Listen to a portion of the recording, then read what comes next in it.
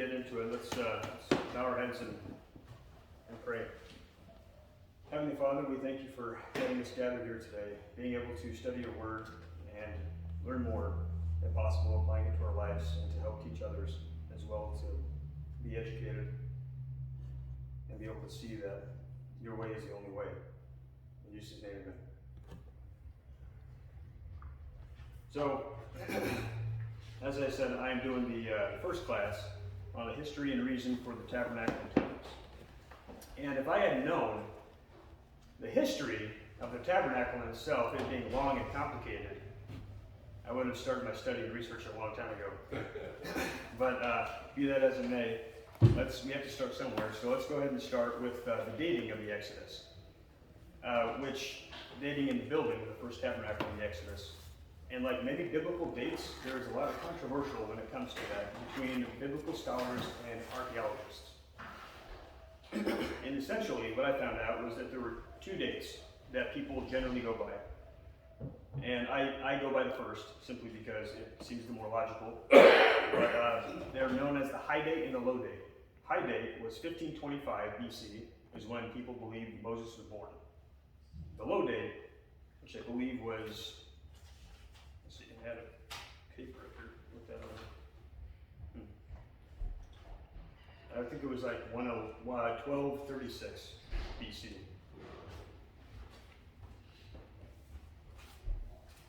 Yeah.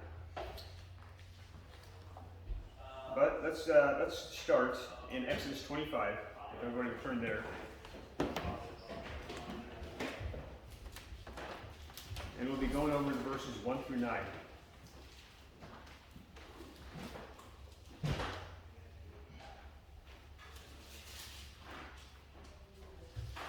And the Lord spoke to Moses, saying, "Tell the sons of Israel, raise a contribution for me.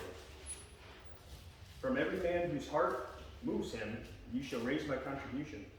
This is the contribution which you shall raise for them: gold, silver, and bronze, blue, purple, and red scarlet material, fine linen, goat hair, ram skins, dyed red porpoise skins, and acacia wood, oil for lighting, spices for the anointing oil, and for the fragrance scent, onyx stones and setting stones for the ephod, and for the breastpiece. Let them construct a sanctuary for me, that I may dwell among them, according to all that I am going to show you as the pattern of the tabernacle and the pattern of all its furniture, just so you shall construct it." So here we see, context around this is God's talking to Moses and setting an example, giving him a model pretty much of what the tabernacle is supposed to look like. The rest of the chapter, all the way to chapter 31, describes the blueprints for the making of the tabernacle, as well as how to worship, how to approach God.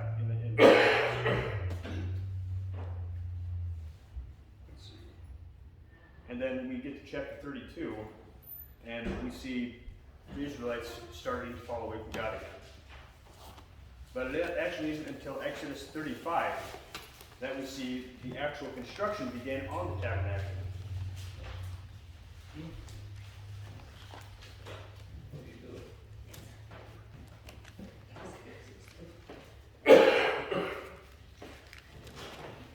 Verses 4 through 10. I'll go ahead and read those.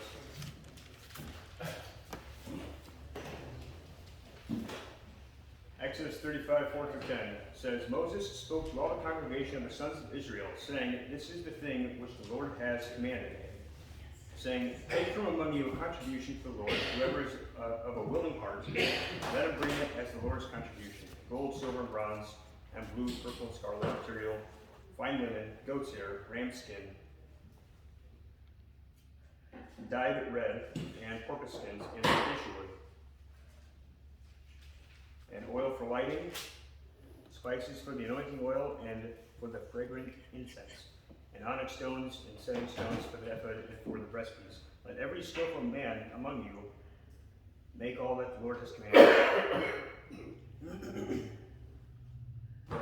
And I'm going to skip to verses 20 and 21. See, the amazing part about this is that this wasn't a demand of the Lord. This was a free will giving, a free will offering of the people to give what they felt they should give. Verse 20 and 21 says, Then all the congregation of the sons of Israel departed from Moses' presence. Everyone whose heart stirred him, and everyone whose spirit moved him, came and brought the Lord's contribution for the work of the tent of meeting, and for all its service, and for the holy garments. Then I'm going to skip to chapter 36, verses 2 through 7. I'll read those quickly. Then Moses called Bezalel, and Aholiab, and every skillful person in whom the Lord had put skill. So these people just weren't born innately with this skill to build. God had blessed them with the knowledge to craft his temple. Everyone whose heart stirred him to come work on and perform it. Verse 3, They received from Moses all the contributions which the sons of Israel had brought to perform the work in the construction of the sanctuary. And they still continued, bringing to him freewill offerings every morning. And all the skillful men who were performing all the work of the sanctuary came, each from the work which he was performing. And they said to Moses, The people are bringing much more than enough for the construction work which the Lord commanded us to perform. So Moses issued a command, and a proclamation was circulated throughout the camp, saying, Let neither man nor woman any longer perform work for the contributions of the sanctuary. Thus the people were restrained from bringing any more. Verse 7, For the material they had was sufficient and more than enough for all the work to perform it. Now, if you actually go through and see what the details are of every single piece, there's a lot of gold, silver, and it's named at the beginning of each reading that I've had. There's a lot of precious items there. Where did the Israelites get all that stuff? Because they were in Egypt beforehand. They had just fled. They were told to borrow, quote unquote, borrow everything from the Egyptians. Yeah, it's mentioned all the way back in Exodus 3, 19 through 21, which I'll turn to and read. This was before the Exodus. This was before Moses had even confronted the people or Pharaoh. 19 through 21 says, But I know that the king of Egypt will not permit you to go except under compulsion. This is God talking to Moses. So I will stretch out my hand and strike Egypt with all my miracles, which I shall do in the midst of it. And after that, he will let you go. I will grant his people favor in the sight of the Egyptians, and it shall be that when you go, you will not go empty-handed. And it's again talked about in Exodus 12:36 that the Israelites, pretty much plundered the Egyptians. They were wanting to push them out of the city fast, and they were giving whatever they asked for and wanted to get them there. Where did you just read from? That was Exodus 3, 20 through 22.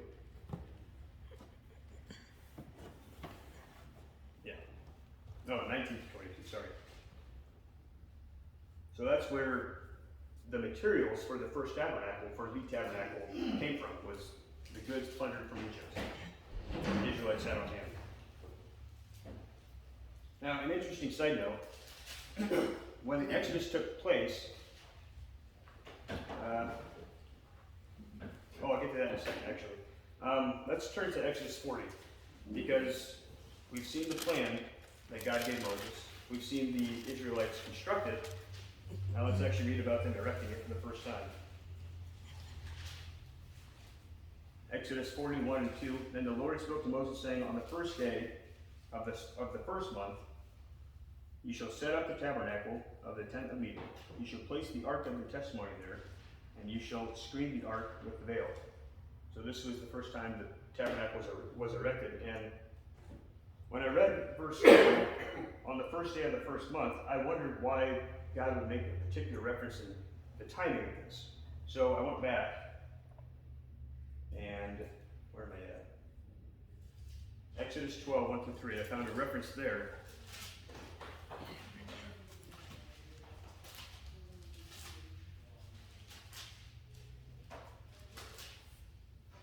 Which says, Now the Lord said to Moses and Aaron in the land of Egypt, This month shall be, this is during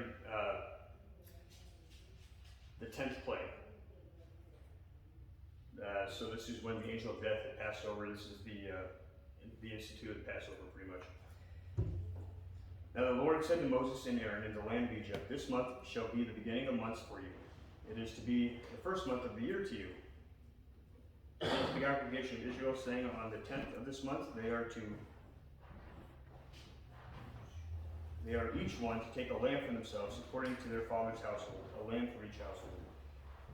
So that was the beginning of the Passover we see, but also one of the first time periods of when their calendar started, their Hebrew calendar, which I found out was the first month is the month of Abib, or Nisa. Is that just Nisan? Nisan? Sounds too much harder, so that's why I was hesitant saying it. But anyway, that's equivalent to the months of March and April for us. And so I looked at the climate of Egypt in that time, of this area, and highs of 70s, lows at night of 60s. It would have been the perfect time, weather-wise, for an exodus. There's a lot in God's thinking, I think, when it came to this whole plan of building the tabernacle, the exodus, and then the temples later on. Yeah, and the borrowing of everything from the Egyptians to do everything because they used in the tabernacle. Exactly, yeah. Okay. Let's go ahead and skip to Numbers 10.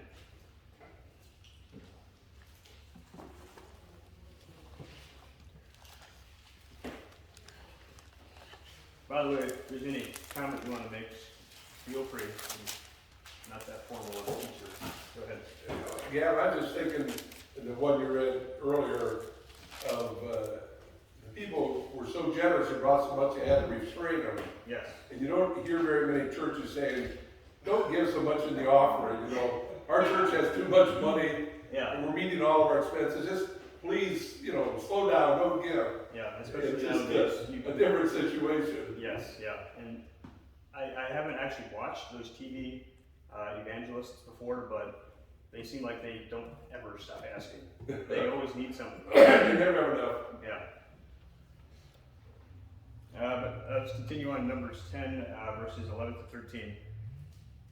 That says, "Now it came about in the second year, in the second month, on the 12th of the month, that the cloud was lifted from over the tabernacle of the testimony. And the sons of Israel set out in their journeys from the wilderness of Sinai. And the cloud settled down in the wilderness of Paran." So this was the first time that the temple was actually not just erected, but then moved. So, verse 13 says, "So they moved it out for the first time according to the command of the Lord through Moses." So, I just thought it was interesting how when the tabernacle was first built, you could see God's presence with it. There was a pillar of cloud by day and a pillar of fire by night over the temple when they were settled, or over the tabernacle.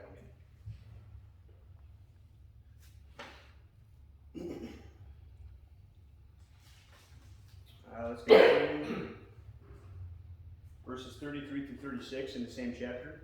"Lest they set out from the mount of the Lord 3 days, 3 days journey with the ark of the covenant of the Lord journeying in front of them for the 3 days, seeking out a resting place for them. The cloud of the Lord was over them by day, and when they set out before the camp. Then it came about when the ark set out that Moses said, 'Rise up, O Lord, and let your enemies be scattered, and let those who hate you flee before you.' In verse 36, when it came to rest, he said, 'Return, O Lord, to the myriad thousands of Israel.'" So I found that interesting too. And there was actually a book published with the title "Rise Up, O Lord," referencing this particular verse. It was a history of the tabernacle. I can't remember who the author was, but I always thought this was kind of neat that Moses made this proclamation every time the ark was taken up and every time it was set down. So the actual number of places that the Bible indicates where the tabernacle was placed and set up, it's numerous, and we're not given a complete history of all the places it has been, but I wanted to go over some of the places that we knew of. So without actually going over these first, can anybody name off some of the places that the tabernacle was set up, just from memory? We know it was built in the wilderness of Sinai, and it's close to the Mount Sinai where it was first established and built. Any place after that we know where it was set up? You're gonna have to get the. Well, the first place that is mentioned is Gilgal. The second would be Kadesh. And there's not a known time, but it was set up in Shechem at some point in their wanderings. But,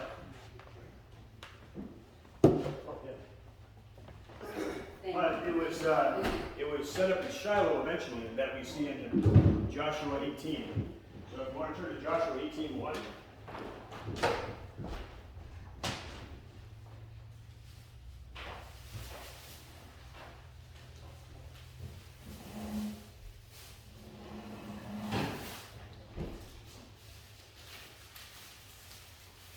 Joshua 18:1 says, "And the whole congregation of the sons of Israel assembled themselves at Shiloh, and set up the tent of meeting there, and the land was subdued before them."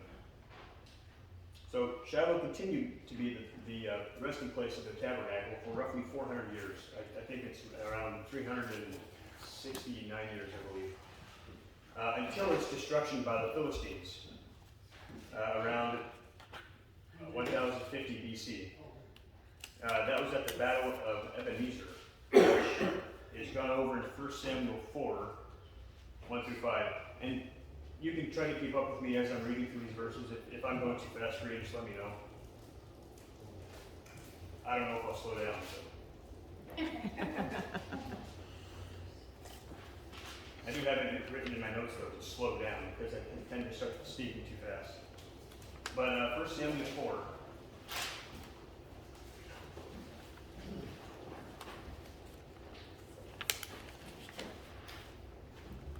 Verses 1-5. Thus the word of Samuel came to all Israel. Now Israel went out to meet the Philistines in battle and camped beside Ebenezer. While the Philistines camped in Aphek, the Philistines drew up in battle array to meet Israel. When the battle spread, Israel was defeated before the Philistines, who killed about 4,000 men on the battlefield. When the people came into the camp, the elders of Israel said, "Why has the Lord defeated us today before the Philistines? Let us take to ourselves from Shiloh the ark of the covenant of the Lord, that it may come among us and deliver us from the power from the powerful enemies, from the power of our enemies." That was something else that the ark was used for, not just for worship, but for battle as well. Verse 4, so the people sent to Shiloh, and from there they carried the ark of the covenant of the Lord of hosts, who sits above the cherubim, and the two sons of Eli, Hophni and Phinehas, were there with the ark of the covenant.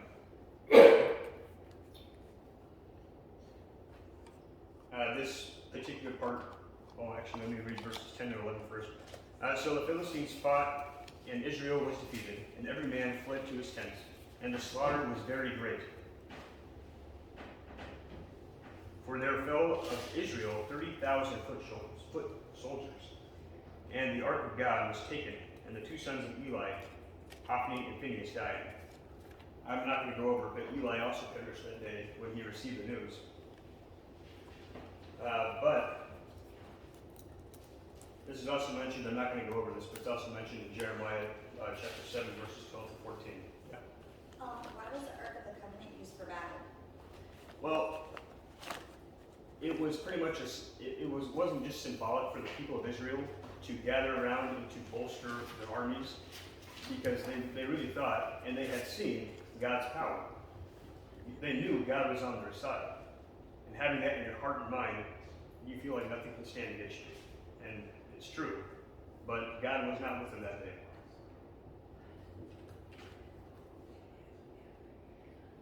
Let's see. I don't know, do you cover it? Why wasn't God with them? I didn't actually cover that, but because the Israelites were unfaithful at the time, they were actually, some of the Israelites in a way were given to worshiping other gods, idols. So, should have gone with that. It's kind of funny though that when people get into trouble, I mean, even today, they want to get down on their knees and pray. Yeah. And then they look around and realize everything's okay. All right, then get start playing again. Yeah. Over and over again, back and forth. And it's frustrating when you see that people will take God seriously all the time, but only when catastrophe hits. But I do have a question for you right now. So the tabernacle is still in Shiloh at this time in history, but the ark is with the Philistines.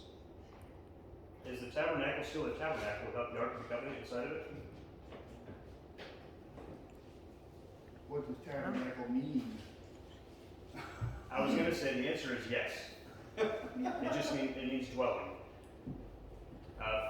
God wouldn't be able to dwell in the tabernacle without the ark there at this time, but he did before. When he was back in Exodus. I think he could have, but He could have, yeah. yeah, but he wasn't going to. Right. Let's see. So the ark was with the Philistines for 7 months.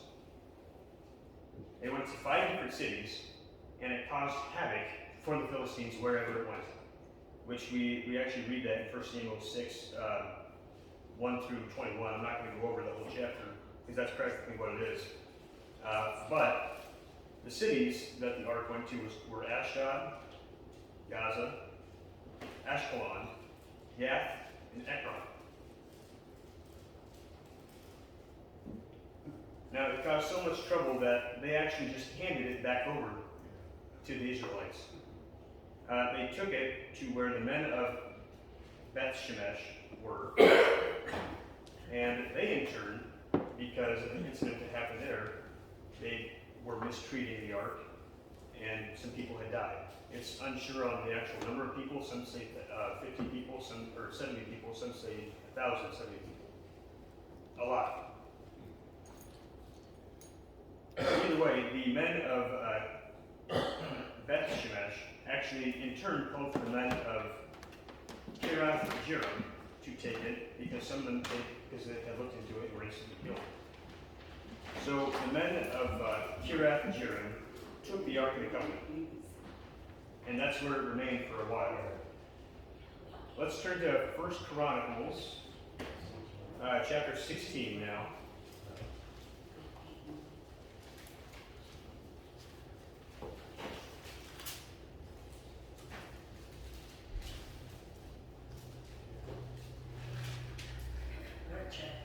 Chapter 16, and it's going to be verse 39.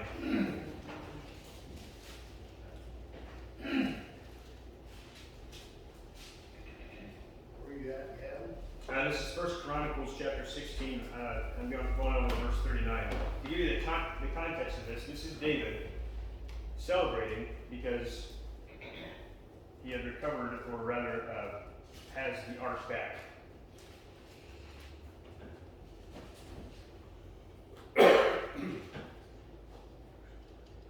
Verse 39 says, he left Zadok the priest and his relatives, the priests, before the tabernacle of the Lord in the high place which was at Gibeon. So I wanted to touch on this verse because it specifically references where the tabernacle was at, even though the ark was somewhere else. So the tabernacle was still considered the tabernacle, still called that, even without the ark or any of its goods in it. Did they still sacrifice there and everything? I believe they did, actually, yeah. Because the first thing they did when they rebuilt the temple was set up an altar to sacrifice at. And they didn't have the ark? They didn't have the ark then, no. It was still in Babylon. I'm going to be going over that actually, so you're getting ahead of yourself. Or rather, I am. But anyway, so the tabernacle of the Lord was at Gibeon, which, if you look on a map, is just northwest of Jerusalem, which is where David was bringing all those items and artifacts. And we might as well go over that part too. So, 2 Samuel, chapter 6.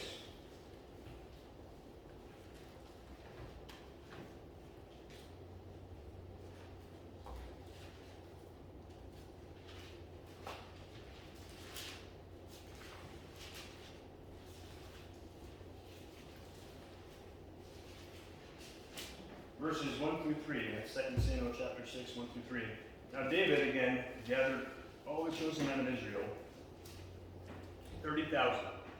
And David arose and went with all the people who were with him to Baal-Judah, to bring up from there the ark of God, which is called by the very name of the Lord of hosts, who was enthroned above the cherubim. They placed the ark of God on a new cart, that they might bring it from the house of Abinadab, which was on the hill, and Uzzah and Ahio, the son of Abinadab, were leading the new cart. Now, further down, if you read, you'll see that Uzzah had an unfortunate accident with the ark of God. Maybe it wasn't secured well on the cart, maybe he wasn't really thinking about what it was, but he went to go stabilize it and was instantly killed, like that. Now, this set David in an unsure mood about the ark. So it stayed, where is it? So it stayed with Obed-Edom the Gittite. It stayed in his house for several months, and people could see, and it was reported to David that his house was being blessed. He was gaining, I don't know if it was wealth, the glory of God. He was being blessed. It was obvious to see that. So David knew it was safe, and then from there moved the ark to Jerusalem, to his house, to David's temple.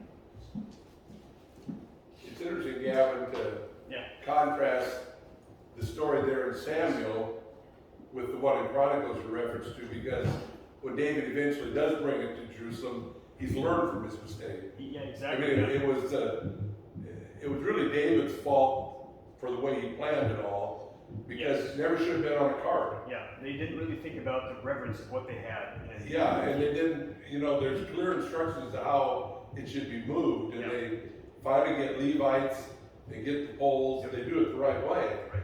But meanwhile, this poor guy was just trying to keep it from falling off. It doesn't seem fair, does it? It doesn't seem fair, but there is such a thing as wrong place, wrong time. I mean, and there are several verses in which it says that the rain falls on the just and unjust. Yeah. So that's unfortunate for Uzzah. I think of that, and then I think of when the Philistines captured it and things. How did they move it? I mean, they didn't have two poles, did they? And God didn't strike them dead. He didn't. And it's just, but I guess it's the people of Israel needed to have their correct reverence for it.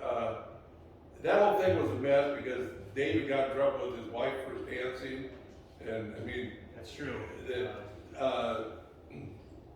But David goes back, spends a long time to repent and rethink, and redoes it the right way. Yep. And there's a lesson there for us too, that there's a right way and a wrong way to do things, and if you do it the right way, you're a lot better off. Yeah, and I mean, we know that David was somebody that was after God's own heart.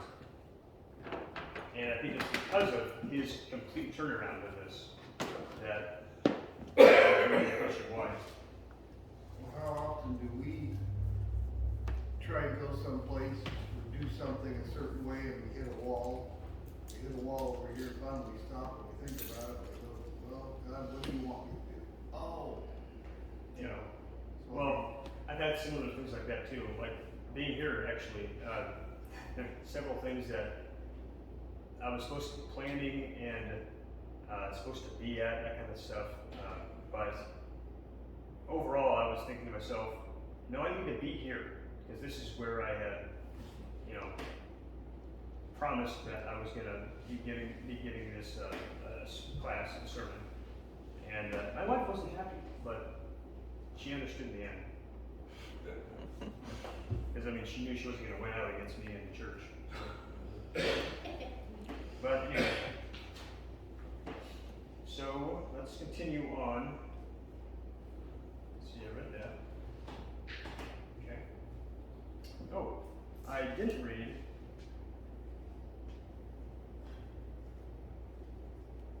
Why don't we head to 1 Kings chapter 8, I believe. continue this storyline with the tabernacle and the ark.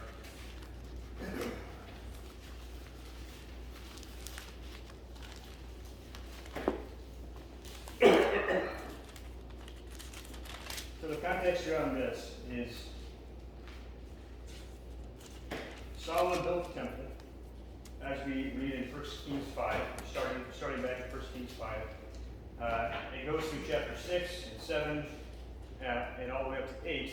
Verse 4 of 8 says, they brought the ark of the Lord and the tent of meeting and all the holy utensils which were in the tent, and the priests and the Levites brought them up. Now, this was after Solomon had commissioned and built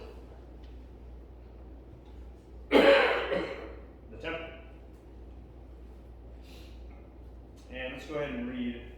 This is just kind of going over the incorporation of the tabernacle and the Ark of the Covenant, all the utensils being incorporated into the temple. So let's go ahead and read verses 10 and 11 along with that of chapter 8. It came about when the priests came from the holy place that the cloud filled the house of the Lord, so that the priests could not stand to minister because of the cloud, for the glory of the Lord filled the house of the Lord. So the moment that this temple was put together, so to speak, and they started worshiping, they saw the presence of God come down on this temple. It wasn't just with the tabernacle, it was on the first temple too. So they knew the presence of God was with them. They could see it. The tabernacle, it was the forerunner for the temple that was built, and this one was built around 967 BC, but was destroyed in 586 BC. Why do you think? Because the Israelites fell away from God again. It was destroyed by Nebuchadnezzar, the king of Babylon. It took 7 years to build this, but it lasted around 400.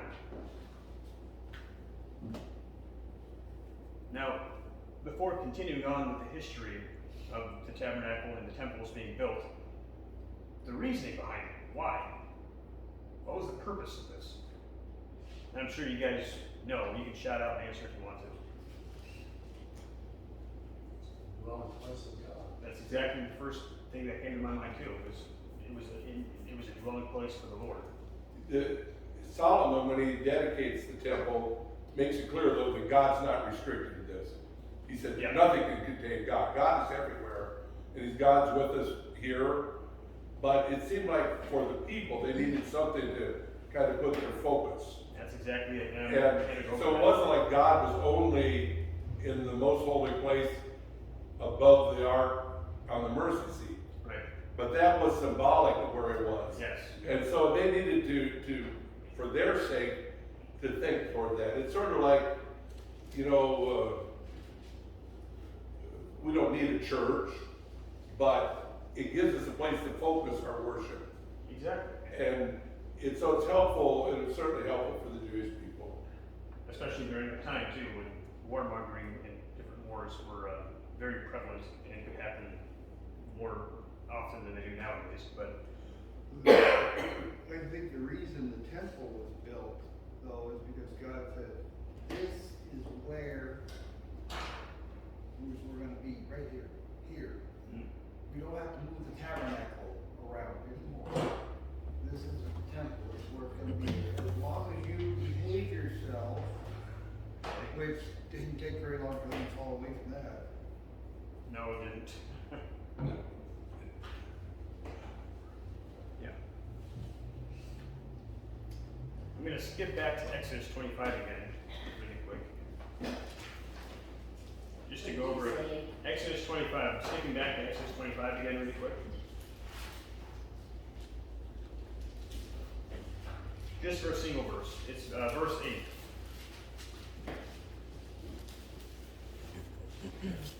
And this is what Kelly was saying. Let them construct a sanctuary for me, that I may dwell among them. So, first reason. Now, I'm going to turn to Exodus 40 and go over verses 34 through 38.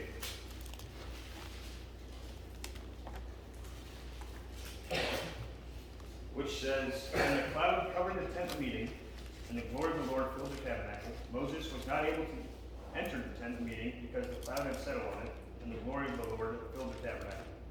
Throughout all their journeys, whenever the cloud was taken up from the tabernacle, the sons of Israel would set out. But if the cloud was not taken up, then they did not set out until the day when it was taken up. For throughout all their journeys, the cloud of the Lord was on the tabernacle by day, and there was fire in it by night in the sight of all the house of Israel. So the Israelites could see the presence of God in their wanderings in the wilderness for the 40 years. I just wanted to go over that real quick because they could physically see something. Numbers 14. I should have prepared you, by the way, when I started the class, saying there's going to be a lot of flipping through the Old Testament. Just trying to keep you on your toes. Numbers 14, verses 11, 22, and 23. 14:11 says, "The Lord said to Moses, how long will this people spurn me? And how long will they not believe in me, despite all the signs which I have performed in their midst?" Verses 22 and 23. "Surely all of," this is God talking again, "surely all the men who have seen my glory and my signs which I performed in Egypt and in the wilderness have put me to the test these 10 times and have not listened to my voice, shall by no means see the land which I swore to their fathers, nor shall any of those who spurn me see it." Now, the 10 times that God is referring to are the complaints of Israel that they had in the wilderness, which included the bitter water that Moses ended up praying to God for, the lack of food, the lack of water, the hardships of the desert life. They complained about a lot of things. It didn't take them long to start. It did, no. Lack of meat, size of power of those living in the land when they went out to spy. There weren't very many people that had sided with it. I believe it was Caleb, wasn't it? Caleb and Joshua, that's right. Yeah. Let's see what else is there. At one point, there was a revolt amongst the people of Israel. It was the authority and leadership of Moses and Aaron that was challenged, and Korah was behind that. But there was that, the lack of water and the manna being brought from the desert. They complained about a lot of things, and God had had enough with these people. Not the descendants, just these people that he was dealing with at the time. Gavin, as we've been studying, getting ready for this, I got thinking about this whole situation, and it's important for us to remember that these people didn't have a Bible to study. No. They didn't have any law. All they had was the oral tradition that had been handed down about Grandpa Jacob, who came down here to Egypt, and he believed in some kind of a God who had spoke to his father Isaac and his grandfather Abraham, but they really didn't know. I mean, we get kind of hard on them saying, why did they forsake it, why did they go other ways? But they were pretty uninformed. Yep. And then this guy Moses comes and rallies them and leads them out of Egypt. And they're just, I think, a couple months into their journey, and he disappears up in the mountain, and they go a whole month and they don't know what happened to him. Yeah. And so they're beginning to say, well, what's going on here? So, I cut them a little slack, but the other side is, they'd seen the 10 plagues. They'd seen the Red Sea part. That's exactly where my mind went when I was studying all this, was if we had seen the signs that they had seen, I don't think there wouldn't be an unbeliever here. Yeah. Within Waterloo.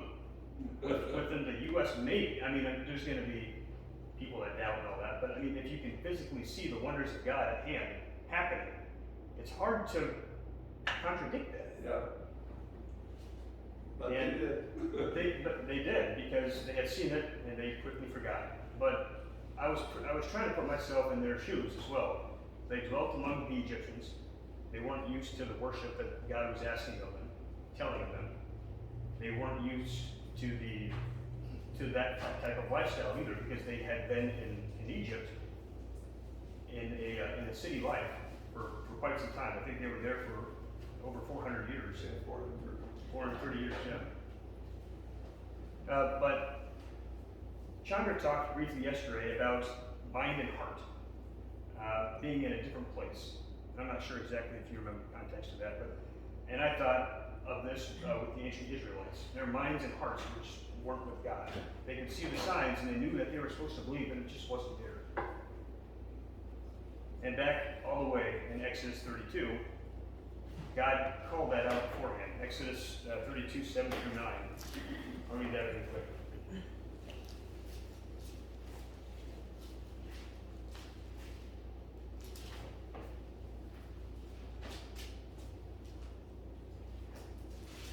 Then the Lord spoke to Moses, "Go down at once, for the people whom you brought from the land of Egypt have corrupted themselves." This is when they had constructed the golden calf.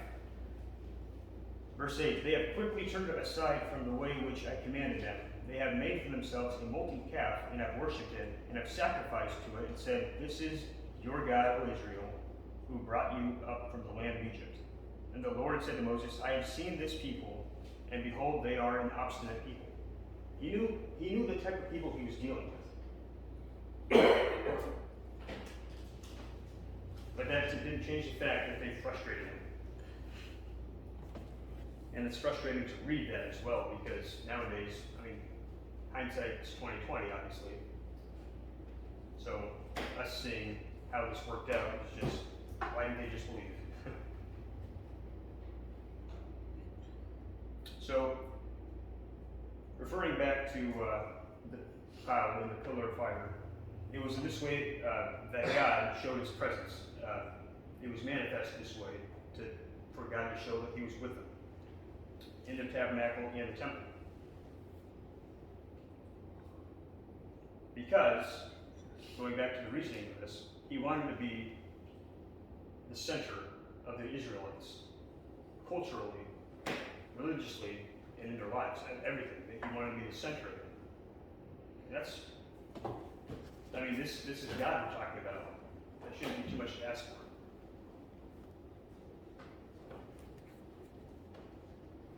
Let's see, where else am I at now?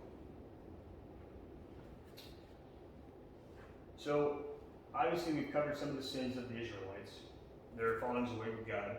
That was another reason for the tabernacle, and hence the temple as well. It was a way for them to atone for their sins, all the animal sacrifices.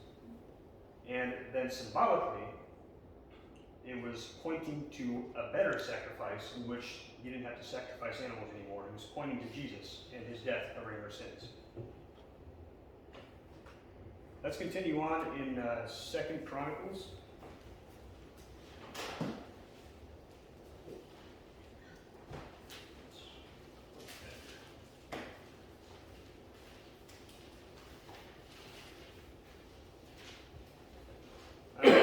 Chapter 36. Say it again. Chapter 36.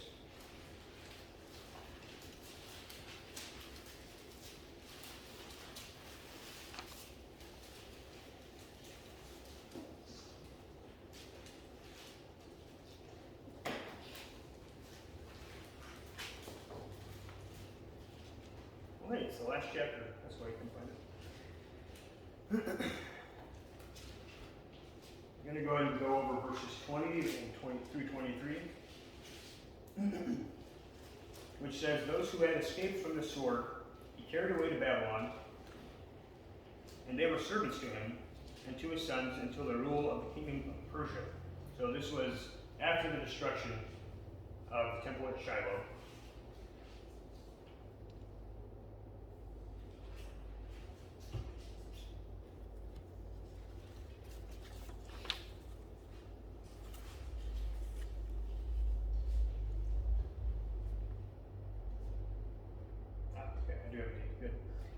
Verse 21, I'm going to continue on.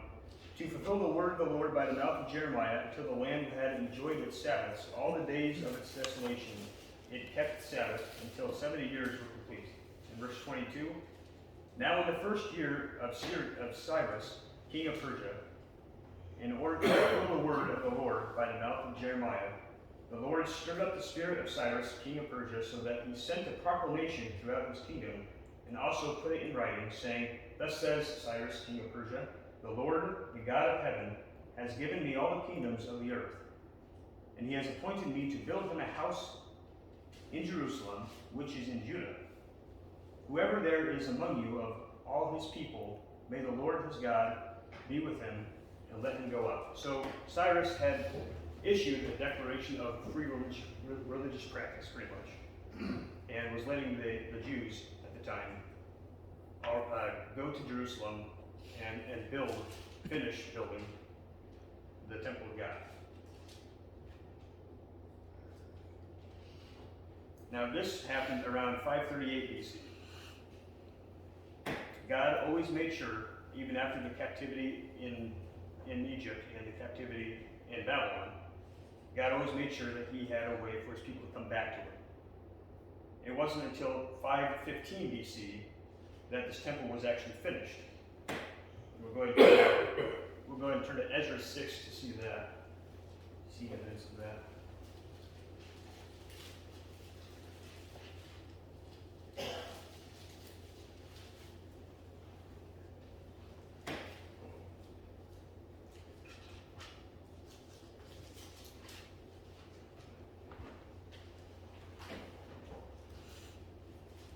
Ezra 6, I'm going to go over verses 13 and through 15. Then Tattenai, the governor of the province beyond the river, that's a difficult one, Shethar-Bozenai, and their colleagues carried out the decree with all diligence, just as King Darius had sent, and the elders of the Jews were successful in building through the prophesying of Haggai, prophet, and Zechariah, and the son of Iddo. And they finished building according to the command of God of Israel, and the decree of Cyrus, Darius, and Artaxerxes, king of Persia. This temple was completed on the 3rd day of the month Adar. It was the 6th year of the reign of King Darius. So we see that the second temple by now, was completed. Let's turn really quick to Haggai 2. What did you say? Haggai 2, let's turn really quick to Haggai 2, because I have that verse written down.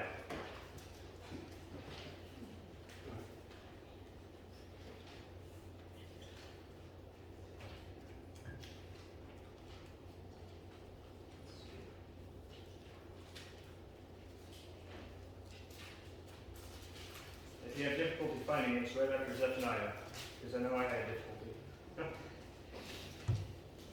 Chapter 2, verses 1 through 5. On the 21st of the 7th month, the word of the Lord came by Haggai the prophet, saying, Speak now to Zerubbabel, the son of Shealtiel, governor of Judah, and to Joshua, the son of Jehozadak, the high priest, and to the remnant of the people, saying, Who is left among you who saw this temple in its former glory? And how do you see it now? Does it not seem to you like nothing in comparison? But now take courage, Zerubbabel, declares the Lord. Take courage also, Joshua, son of Jehozadak, the high priest, and all of you people of the land, take courage, declares the Lord, and work, for I am with you, declares the Lord of hosts. Now, what exactly, let me see if that's actually referenced here, if I got that verse down.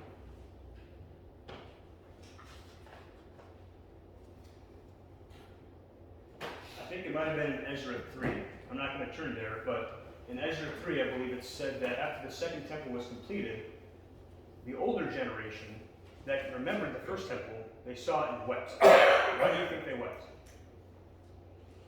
Because Maybe they went because they were so happy a temple was built, but maybe they didn't think it was as glorious as Solomon's. Some did, but the older generation that could remember and seeing the first temple, they did weep because it just wasn't the same.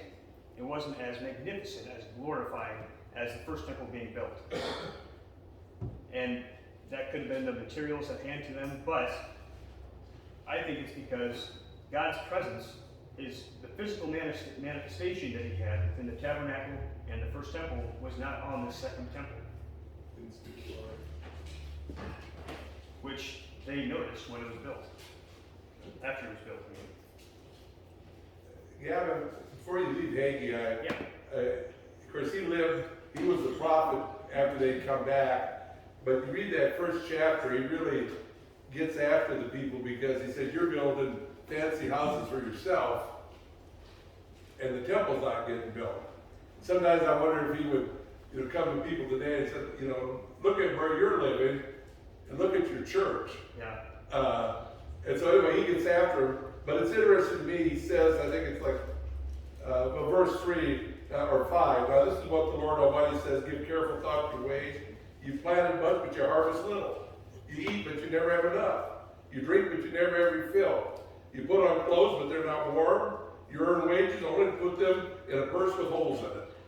In other words, nothing's working well for you folks. Right. You never have enough. You keep spending your money, and if you'll just get your priorities right and put God first, this rest will fall into place. And so, luckily, they do turn around and do build the temple. And it took a while, but they had some issues from the Samaritans at the time too. Yes, I mean they were tempted just like us, and they didn't always turn their attention to God. But that reminds me of actually David wanting to build the temple because he compared his own house to the tabernacle at the time, and he so wanted to build the temple of God. But God told him that wasn't for him; it was for his son Solomon. And before that, actually, I'm sorry, not before that, after that, it said that Solomon spent 7 years on building the temple, but 13 years on his own house. Yeah. So, I mean, they actually had a plan, though, with God's temple. And Solomon did whatever he wanted in his house, so that's Kept changing his plans, and they had to keep I'm sure. doing it. Yeah. But Who wants this wiring? I want an outlet here. he also had a lot of wives and concubines to build for, I suppose, too. And then keep adding on. But I really like this verse in Haggai, especially the last one. I'm sorry, verse 4, where God says, "Take courage and work. I am with you," declares the Lord of hosts. He's trying to tell them right there, he's there. You don't have to see him. He's an invisible God. He is there. And he remains close to this day, even closer now since Jesus' death and resurrection. And that's pretty close to 10:30 a.m. That's all I have to Good for you stuff. today. Thank you, Gavin. Yep. If there's any more questions or comments, feel free afterwards as well. But I believe after this, are we dismissing for just a short recess? 15 minutes. Yeah, 15-minute recess after this, and then I believe, Scott, you have the second class? Yeah, 10:45 it is. All right, sounds good. 15 minutes to stretch, wake up. Yeah, we'll go ahead and bow our heads with prayer just to break. Heavenly Father, we continue praising you and worshiping you, giving you this day and the rest of the week that we may be able to fully turn our attention to you and to see what your wonders were in the past and that what we may look forward to the returning of your Son. Be with us and help us remember the lessons learned today and throughout the week, that we may be able to spread it. In Jesus' name, amen.